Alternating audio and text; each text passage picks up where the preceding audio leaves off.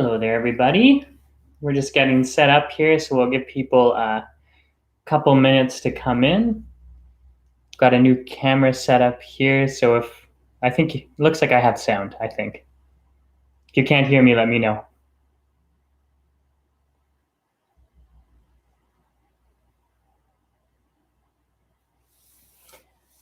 So as we wait for people to come in, you can just take a moment right now to really arrive here, wherever here is. So we don't need to get rid of any of the stuff that we've brought with us to our practice today. But we also don't need to grab onto it. So many thoughts, emotions, memories of the day before, or things we have to do after. We don't actually have to get rid of those or push away on them, but we can just let them be for now. So just taking a moment to really arrive here.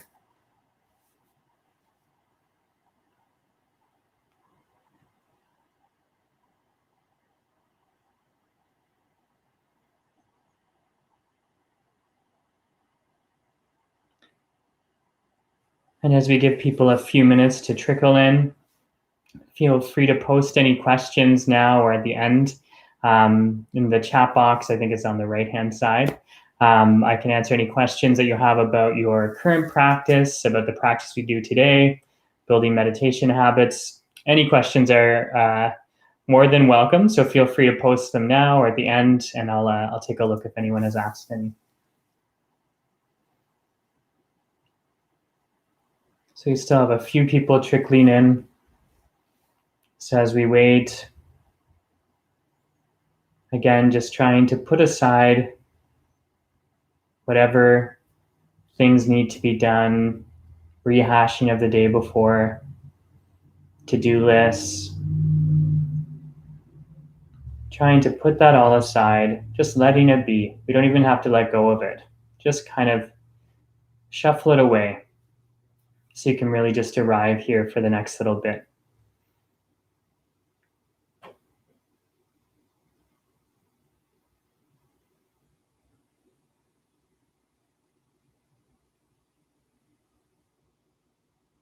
And as you just sit and as we wait, maybe feeling the seat beneath you, the pressure of your bottom against the cushion or chair that you're sitting in.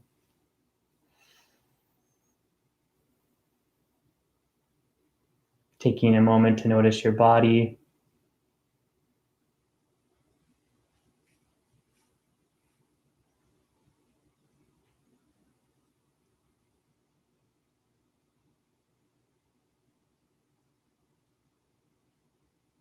Okay, and I think we'll get started. Thank you everyone for coming out to join me tonight for our second meditation of the fall. Again, if you have any questions as we go through and have any issues that arise or questions about the meditation we're doing tonight or practice in general, feel free to answer them. I'm so glad to see you all, and I look forward to the day we can meet again in person. So the essence of everything we do here is always coming back to awareness. Awareness is the mind that knows. It's a little different than our personality or the mind that thinks or the mind that makes judgment or plans. There's nothing wrong with that mind, and we have it, so we can't get rid of it. But there is this ability to just know, to hear my voice the moment it hits your ears, before perception overtakes it, before thoughts overtake it, or judgments, emotions. There's just bare knowing. If I snap, just hearing that snap, you know. Or if you think about the space in the room around you, the literal space, not the feeling of the room, but your mind knows all this space. We can just open up the mind a little bit, you'll notice it. So the power of the knowing mind is that it's actually not affected by what goes on. And we can actually make contact with it and learn to develop this awareness of awareness more and more. So it becomes a kind of default thing we go to. So when something disruptive happens to us or distressing, we'll still have an emotional reaction. We can't help that. We'll still have our thoughts about it, but we'll have a lot more space within that, because this knowing mind, this spacious quality of mind, it's not feeling the emotions. It just knows, which doesn't sound like very much. And I remember the first time I kind of got teachings on this, I was kind of like, really? That doesn't make any sense. I don't get that. I feel like crap, and I know I feel like crap. How does that make me feel better? But as you meditate and touch base with this awareness more and more and more, you'll find that that skill develops. You'll start to know this aspect of your mind that you didn't know before will become more accessible to you, and you'll have all this space all of a sudden within which to act and to be alive in the world. So I talk about awareness a lot, but it really is the key teaching. And in all Buddhist teaching, all of the meditation instruction comes back to awareness, from the very basic teaching all the way to the most advanced, secretive teachings you can be given by a teacher. They're all pointing at the same thing. They're all pointing at awareness and developing awareness. And so there's all sorts of different ways we can access awareness. In fact, it's always there, so we don't actually have to do anything. The mind that knows is there. It's there right now. It can see me. It can see the screen, the space between the screen and you, me, all of that. Your mind knows all of that. We're just kind of caught in our stories and plots and personalities that kind of get in the way of this basic knowing. So last week we did an open awareness meditation, and it is on the channel, so you can check it out if you missed it last week or you want to review it. And that's where we really just touch base with open awareness without focusing on a particular thing, to kind of start to get familiar with this. Tonight we're going to do a little more focused meditation. So we're going to use sound as our practice tonight. So really anything that comes in through your sense doors, like sight, sound, taste, smell, touch, and thought, so the mind, these can all be used for meditation, as well as just open awareness, where we just are aware of awareness itself. All of this is game for meditation, and all of it is still pointing at the same thing, which is just coming back to the knowing mind. But it's helpful to have different tools to look at it. So we're going to work with sound tonight, which is a great meditation because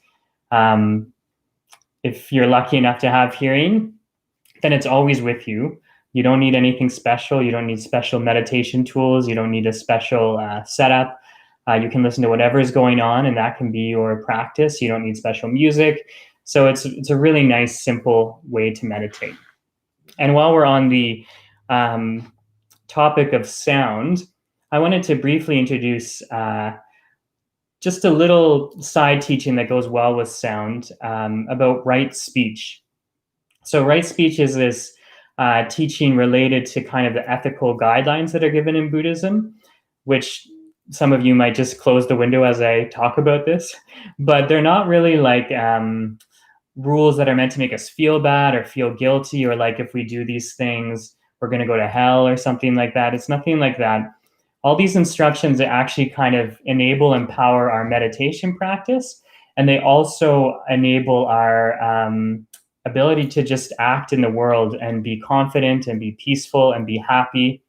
So ethical guidelines doesn't sound very exciting or happy, but they can be really great. And since we're working with sound, our own speech is sound, of course, and our inner speech as well. So I thought I'd just tell you a little bit about right speech, because I found this teaching really useful. And there's kind of 4 components to it, to when we speak to other people and also to ourselves. And there's a mindfulness component to speech as well, because when we're mindful and aware, we have a lot more control over what we say. When we're not aware, when we're not mindful, sometimes we say the wrong thing at the wrong time, or we get mad or whatever. We don't have the space to act, and our speech gets away from us. Speech is very, very powerful. The Buddha actually said more about speech than he did about meditation, which is pretty interesting. So for right speech, there's kind of 4 aspects to it. So before you speak, you could play with asking yourself these 4 questions. Is what I'm saying true? Is what I'm saying timely? Is what I'm saying harmful? And is what I'm saying useful? Just 4 simple rules. So it's not like I'm going to tell the truth all the time. I'm just going to tell you what I think. It's not like that, because sometimes telling the truth isn't the right thing to do, but we can maybe refrain from speech or find a way to speak that doesn't cause harm. So the core teaching is to not cause harm through speech, but these 4 guidelines I find really useful. So again, there is what I'm saying true, is what I'm saying timely, is what I'm saying useful or helpful, and is what I'm saying the opposite? Is it harmful? And if we can meet all 4 of those conditions, then we're probably saying something pretty skillful and good. So if what we're saying is true and timely and not harmful and helpful, then that is kind of engaging in right speech. Right now, a lot of us are in tense situations, probably with family life, with work life, even just going to the grocery store. Things are intense right now. The world is a tense and scary place. And it's easy to say the wrong thing, especially if we're spending more time with people than we're used to, not getting that alone time we need. So it can be helpful just to start to think about a few of these things. Think about when we talk. Is it timely? Is what we're saying need to be said at this moment? Is it true? Is it going to be helpful to the person? And none of these rules are meant to make us feel guilty or bad. They're like, one nice idea I heard from one of my teachers was that they're like lineage instructions from our grandparents. They're like ways to kind of make our lives happier, to make our meditation stronger. And when we mess up, doesn't matter. We say the wrong thing. We're going to say the wrong thing, even if we've been meditating for decades. Then we just kind of pick ourselves up and keep going. Just like with meditation, where we don't worry about the distractions that came before or the distractions that came after. We just come back to our present action. What are we doing right now? So don't need to feel guilty about crummy things we've said before.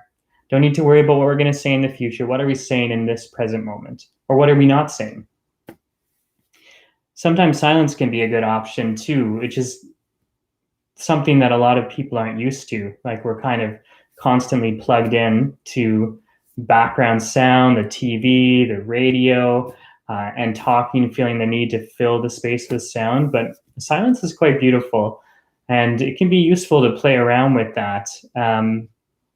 Not having things on in the background as much, refraining from speaking if it doesn't seem necessary. It might freak out your loved ones if you're really talkative, but you don't have to stop talking either. Anyways, all this just to play around with. So right speech consists of those 4 things: the true, timely, not harmful, and helpful. 4 little simple rules, and just play with it. You don't need to decide today that everything you say for the rest of your life will fall under those rules, because I don't think it's possible. But I think they're really great teachings, so I hope you find it helpful. And now we'll get started with the meditation. So you can take a seat wherever you are, wherever is comfortable, whatever space you have to sit in. You can sit in a cushion, cross-legged. You can sit on a chair. If you sit on a chair, I would suggest not sitting with your back supported. If you can, sit on the edge of the chair so that you're not kind of slouched as a result of having that back support. So for our spine, we do want it to be relatively straight for our body. So, my posture isn't great, and there's only so straight I can get my back, and that's about as straight as it's going to go. You don't want to go right to the edge either, so you don't want to be super uncomfortable the whole time. So try to find a balance between relaxed and tight.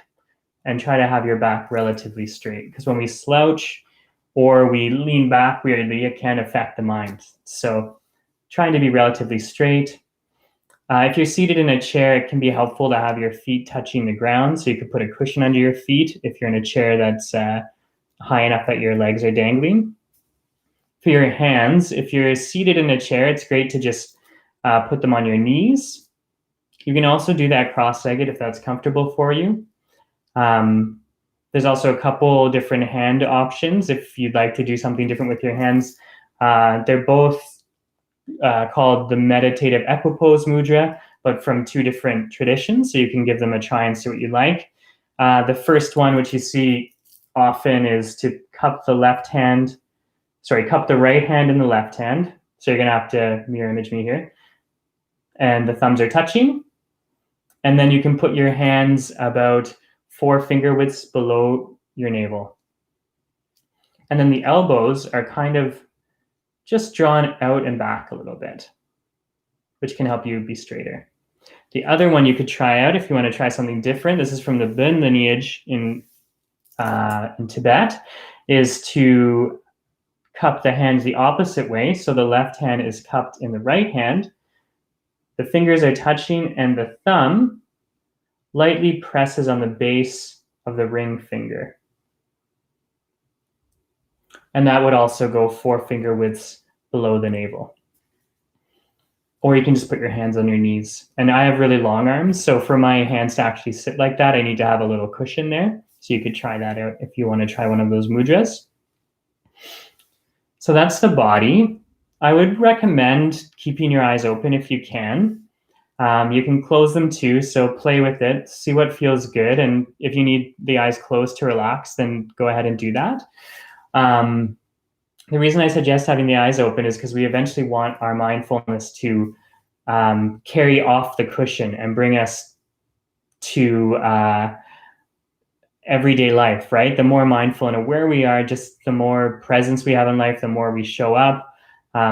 We can make different choices. And if our eyes are closed when we're meditating, it's going to be really tricky to find that when we open them up and we're suddenly in the world. So if we practice when we're on the cushion, when things are easier and we're not being interrupted, there's not a lot going on, you'll get used to having your eyes open, and then it will be easier when you're off the cushion. So that's my suggestion, but if you feel more comfortable closing your eyes, you can do that as well. And for the mind, the posture of the mind, really try to rest and relax as much as possible. So really, softness is a good approach here. So we don't need to be very harsh or intense with our meditation. It's very simple to keep our attention on something. And the more we press hard, the more thoughts we're going to have, and the more tension we're going to have, the more difficult the meditation is going to be. So just bringing some softness, trying to have fun with it. So that's the instruction for the mind. And we'll begin.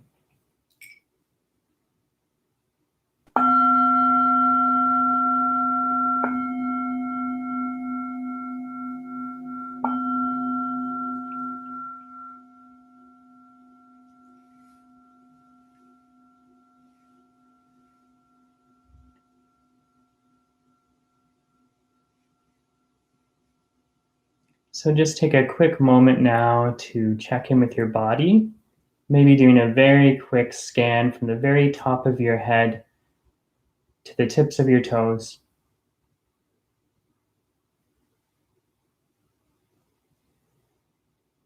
Just checking whatever sensations come up in the body. Don't have to do anything with them, just noticing. Maybe noticing sensations of warmth, tingling, maybe noticing no sensation.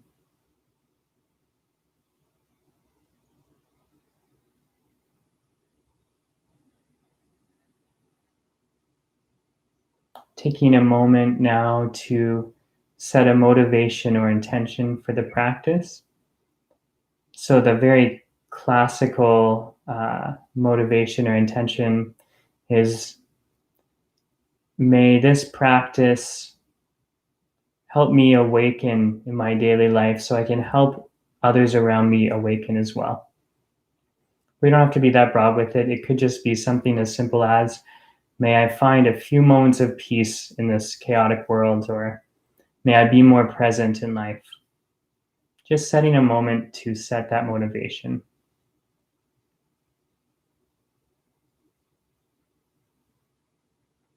and then letting that go.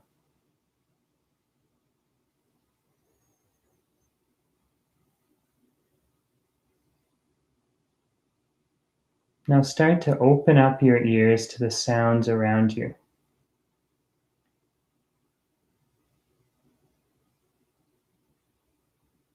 You don't need to listen to anything in particular.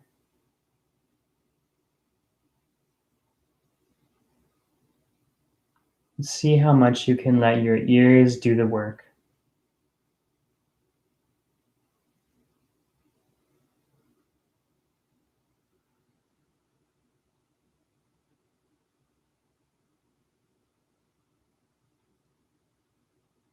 See if you can feel a bit of an opening up to sound.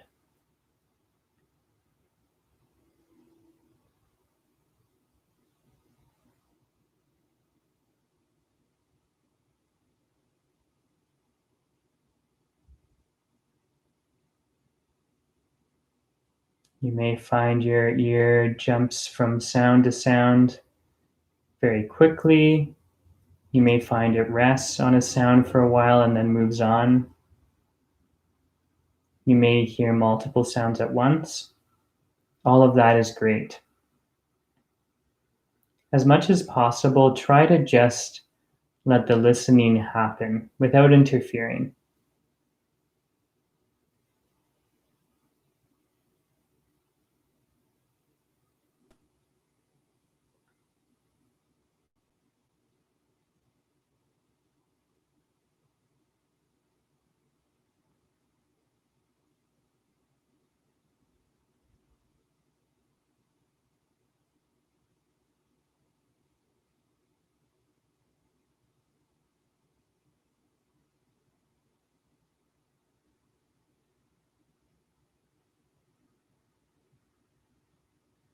Very quickly, you may find yourself distracted by thoughts about the day before, things that need to be done in the week ahead,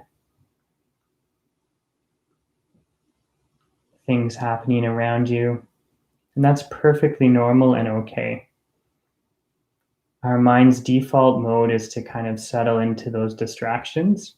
And right now, just for this next little while, we're going to gently bring our mind back whenever we notice distraction. And that's all we have to do. Notice the distraction, come back to the sound in the room.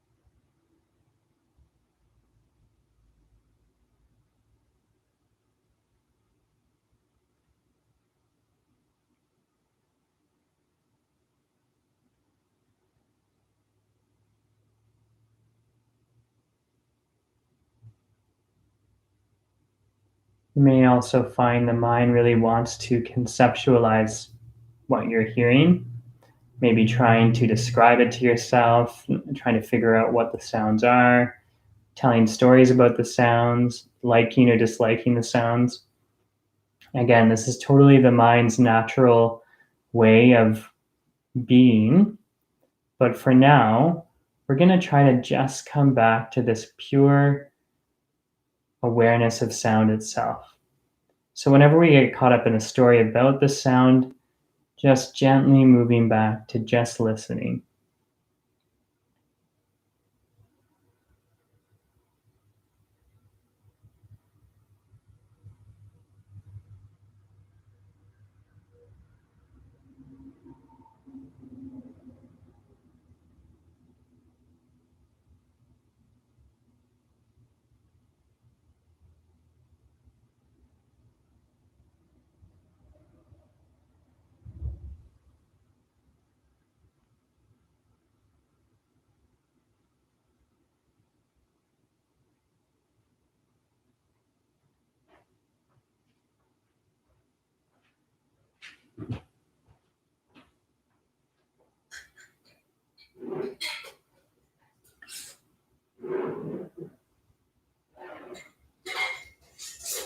See if you can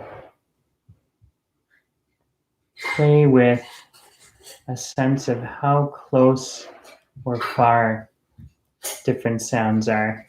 So sometimes our mind can feel a little tight or wound up, and we may only notice sounds that are really close to us. Just for a fun little exercise, try to locate the furthest sound you can.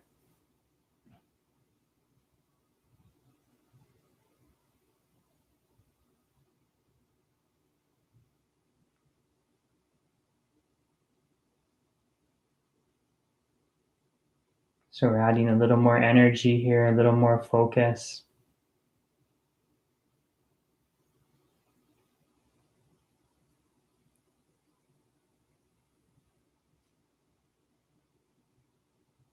See if you can notice the space between that faraway sound and you.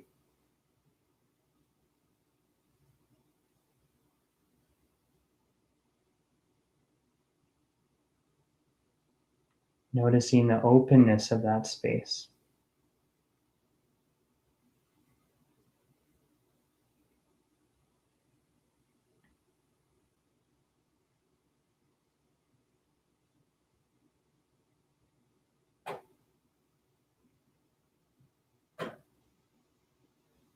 Now, see if you can hear the furthest sound you can imagine.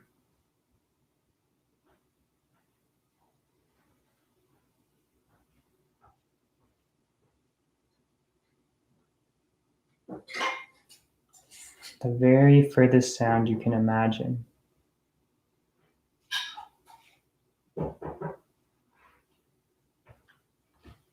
See if you can notice the space between you and that sound.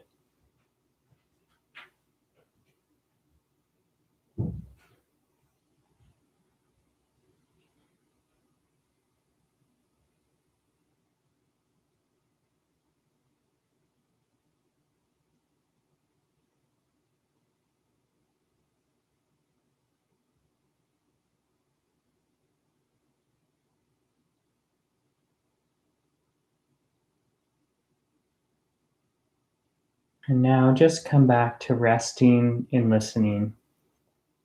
So once again, we'll let the ears take over. We won't guide our attention except to keep it on this active listening. It takes very little attention and effort.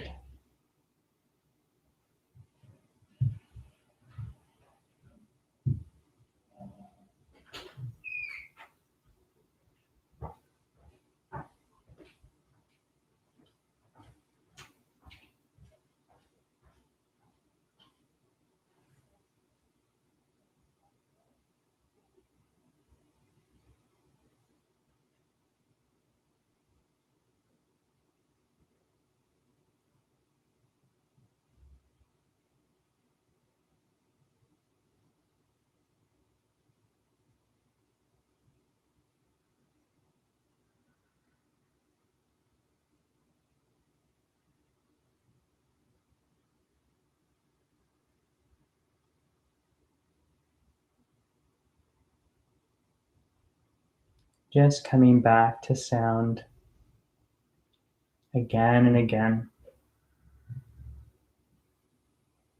Remembering you don't need to clear your mind, you don't need to not think, you don't need to push away anything. In fact, you don't even need to meditate. All you need to do is softly bring your attention back to the sounds in the room. That's it.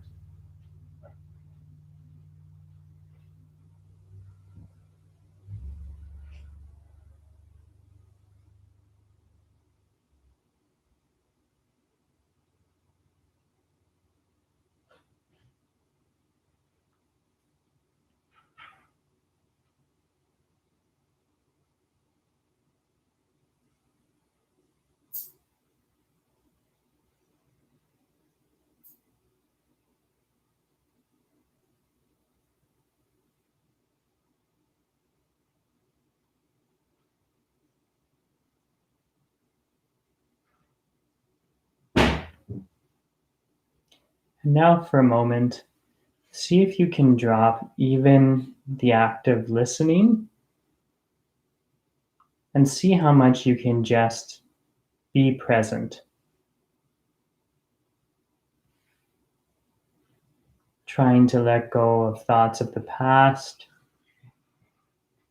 the present moment, anticipating the future, trying to let go of analyzing our experience, not even meditating, just resting, relaxing right now, and that's it.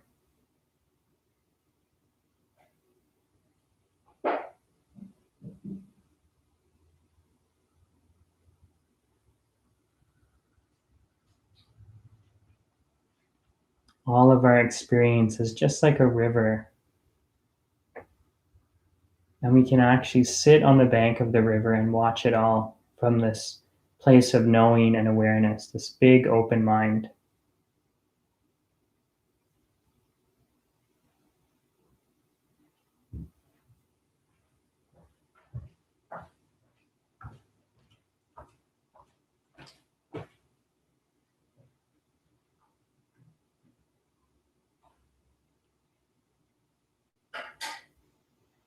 Now you can bring your attention back to the sounds in the room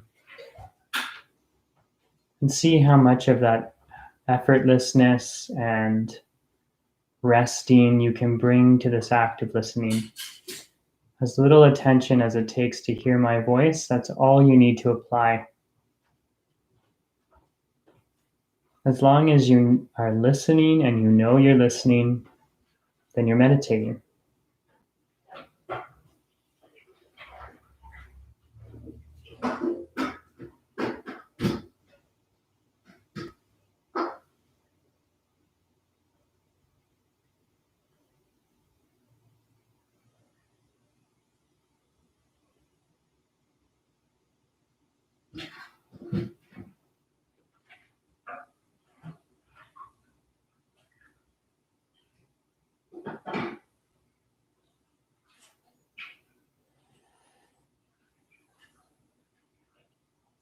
See if you can come back to your body, gently noticing that you're sitting,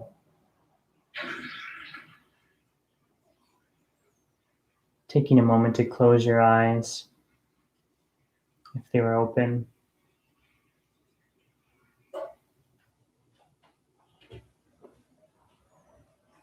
And as we come to the end of the practice,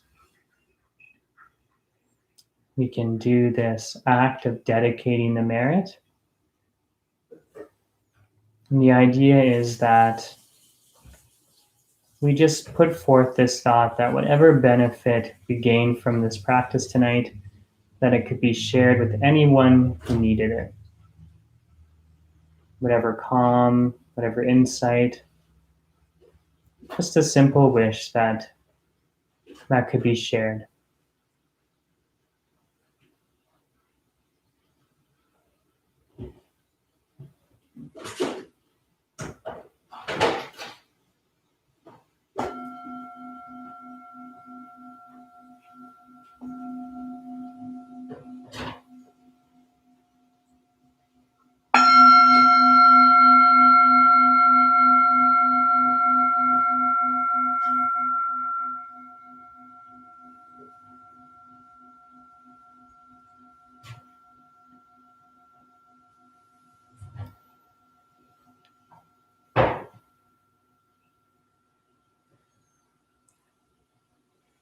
So as we come out of the meditation, you can take a moment now to move however you need to, stretch, reconnect. I'll take a few minutes now to answer any questions you might have. If you want to post them in the chat, if you have any from the practice tonight, meditation in general, any questions or comments, feel free to post them. Hi, Sarah. I agree. It is good to stop. Good to finally stop. I'll give you a few moments to think about any questions you might have. You can also send them to me through the Facebook page. Feel free to send me a message and I'll get back to you pretty quickly. So I'll give you a little bit of homework, which everyone loves, right? But you don't have to do it. I won't check if you've done it. But if you don't have a regular meditation practice yet, a daily one, I would recommend trying to do it daily, even if it's just for a small amount. So even if it's just for 5 minutes, which most people can find 5 minutes, that's great. It's much better to do 5 minutes 7 days a week than to do 40 minutes 2 days a week. So 5 minutes, see if you can find 5 minutes.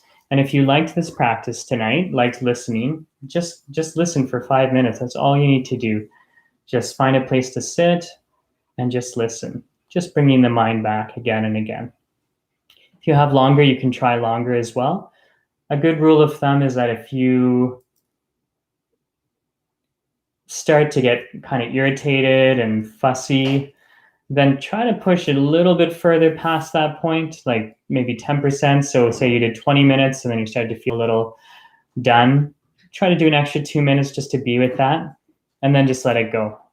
You can also, you don't have to just sit for half an hour. So if you're really just agitated and it's not going well, just stand up, walk around, let it go, then come back and finish your sit. So you don't just need to kind of bear through if you're feeling kind of agitated.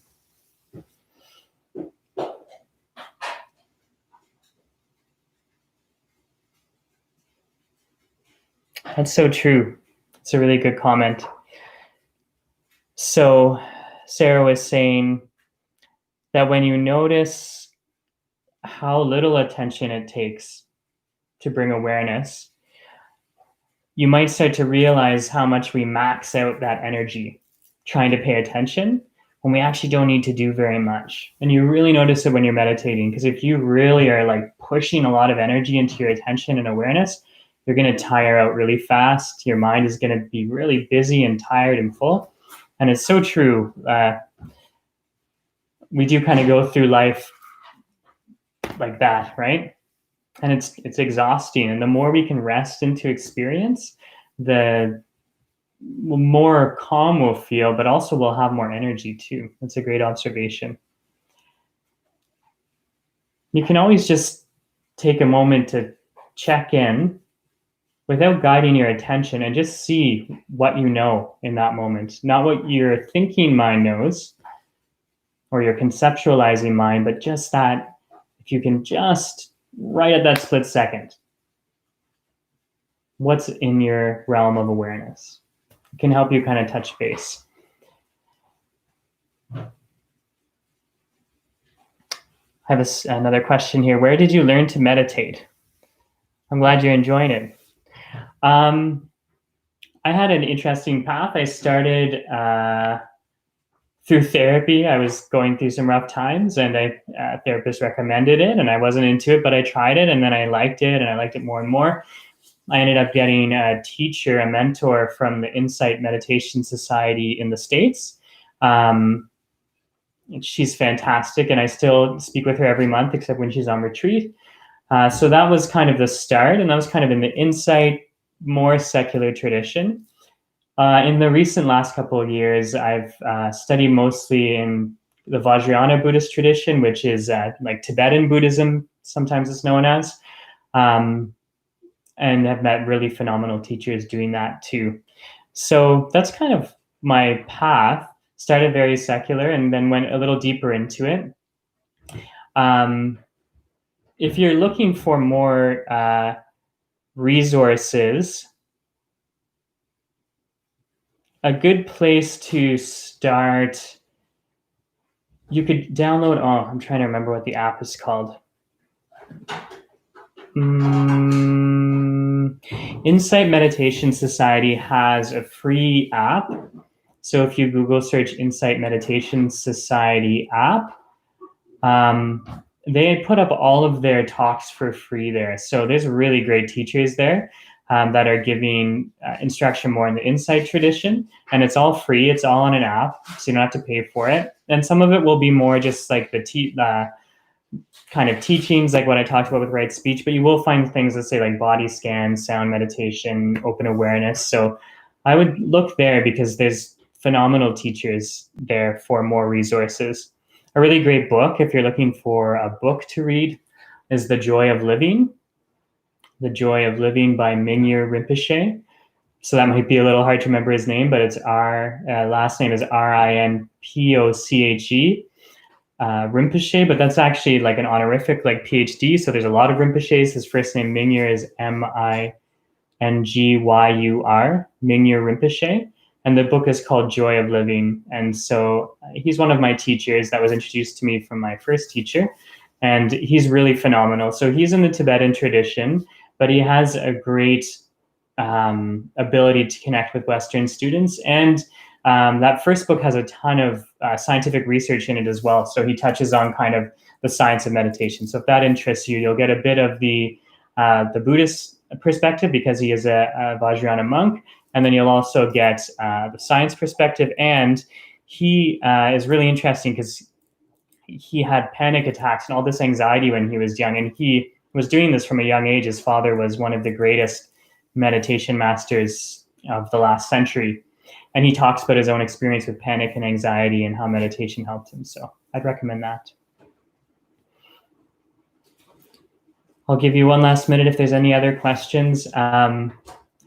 For informal practice, so try to get your 5 minutes in, 10 minutes, 20 minutes, whatever you have time for, but try to do it daily. So whatever that time is, whenever works for you.